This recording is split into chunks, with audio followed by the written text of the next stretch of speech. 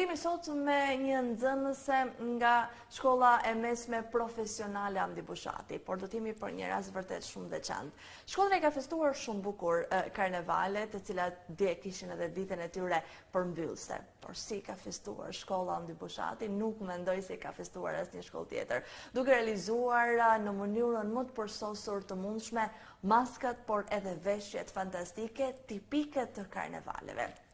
Emene në studio është një nga ato nxënëse të cilat ka ardhur këtu për të na treguar sa bukur festohen karnevalet dhe sa pasion dhe sa dashuri është të jesh një nxënëse e kësaj shkolle. Alesia Simoni, mirëmëngjese, mirë se erdhe. Jam shumë e lumtur që të kam në studio, më trego pak si ishin këto karnevale. Besoj ishin të veçanta, më të veçanta se herët e tjera. Po, sepse unë jam viti i parë dhe më janë duk tepër të veçanta, sepse kam kënë pjesë këtyre karnevaleve, edhe në fustanet, po edhe në maskat që kena kriju ne. Sa kohë jeni përgatitur, se mendoj duhet pak kohë për të realizuar ato gjëra? Po, në punën e maskave, do me thënë maksimumi 2 ditë, sepse kena shpër ide tona dhe kena ditë që me ba, kurse në pjesën e fustaneve kanë qenë edhe në vitet ma përpara, që i kenë ba vajzat para, edhe në thjesht i kena paraqit në një... Mendoj ka një lloj ndryshimi, pra nuk janë fustanet zakonshme, janë fustanet të një kohe, të një epoke më përpara, kanë disa veçanti të tyre. Po, ne jena pasdu në vitin 1800, që kanë kënë karnavalet po atëherë, dhe në veshjet të tyne dhe në maskat e tyne që kanë përdor. Sa vështirë është ta sjellësh një veshje nga 1800-a në kohën e sotme, ku vishemi me xhinse, vishemi shumë thjesht, shumë casual? Po, do me thënë, ne jena bazun foto që kena pa një detë dhe mrapa varet sa ko ka për me ba dhe sa dëshirë keti për me ba. A ndryshon edhe stili i bërjes së fustanit, pra nga 1800 flasim këtu për fustanet tipike të karnevaleve? Mund të ndryshojnë pak, po jo krejt. Jo, pra nuk ndryshon shumë. Në këtë pjesë nuk ka se keni hasur vështirësi. Jo. Por gjetja e copave, a ka një copë specifike ata për tu sjellë tamam ashtu siç duhet? Varet që ki qefti me shprenta, po copat ne mundson shkolla, do me thonë lana profesionit.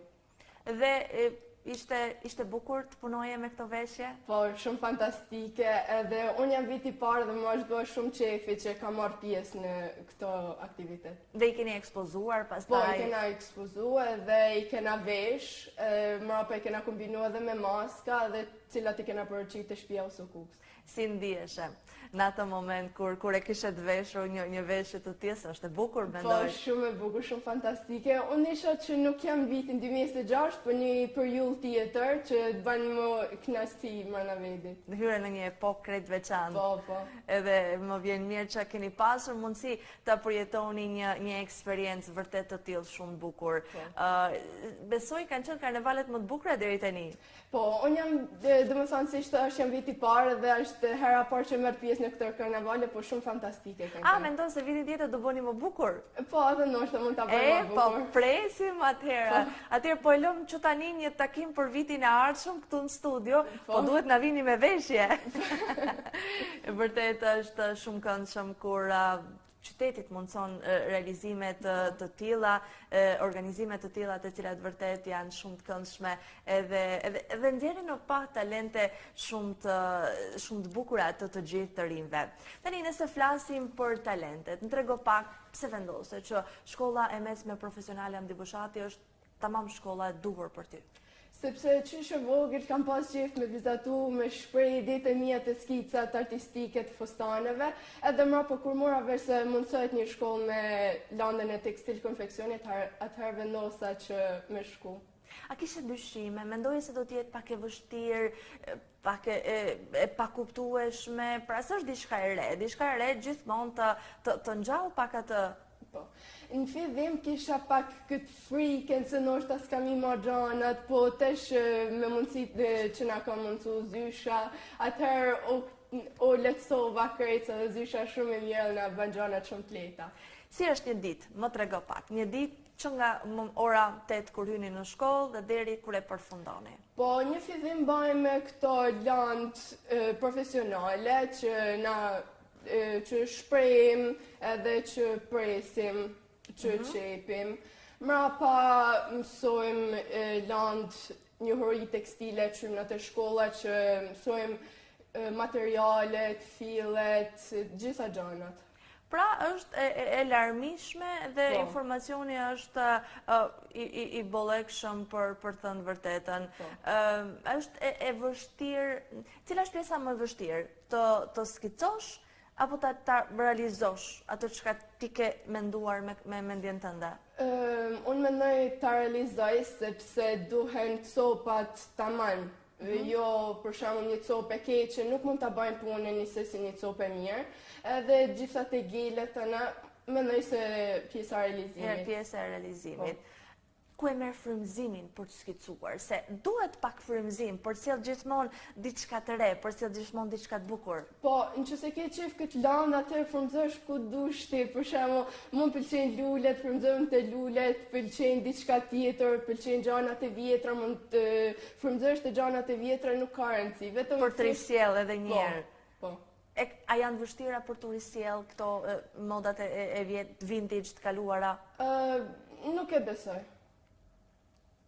Është bukur të punosh me copa. Me cilin material më shumë ke dëshirë të punosh ti? Ose me cilin punon me qef?